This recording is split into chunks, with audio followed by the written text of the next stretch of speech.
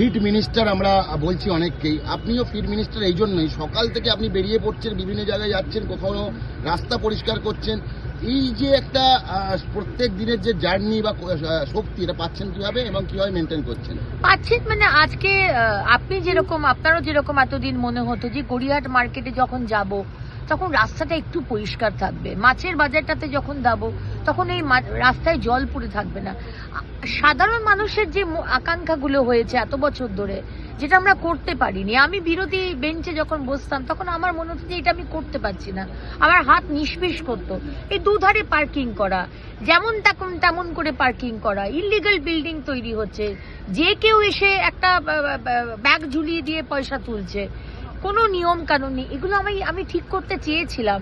আজকে আমাকে মাননীয় মুখ্যমন্ত্রী সেই অধিকারটা দিয়েছেন, সেই জায়গাটা দিয়েছেন। সুতরাং আমার হাতে 5টা বছর, হয়তো তারপরেও আছে, কিন্তু এই সময় 5টা বছর এবং কাজটা অনেক বড়, তাই একটা সময়ও নষ্ট করতে চাই না। পারবেন? অবশ্যই পারবে, কিন্তু একা অগ্নিমিত্রা পাল বা একা শুভেন্দু অধিকারী বা একা আমাদের এতজন মন্ত্রীর পক্ষে সম্ভব নয়, যতক্ষণ না আমি মানুষকে ইনক্লুড করতে পারি। যখন এটা ইনক্লুসিভ হয়ে যাবে না, যখন এটা শুধু আমার কর্মসূচি, আপনার হবে, আপনার হবে, সবাই যাবে না। রাস্তা আমি ময়লা করবো না, না আমি লাইট বাড়িতে জ্বালিয়ে রাখবো না। আমি যখন সরকারি হয়তো আমি টাকা পাচ্ছি, আমার সরকার হয়তো আমি ইসিএল, ইসকো, ওএনজিসি থেকে আমাকে হয়তো জলটা দেয়, ইলেকট্রিসিটিটা দেয়, কিন্তু আমি নষ্ট করব না।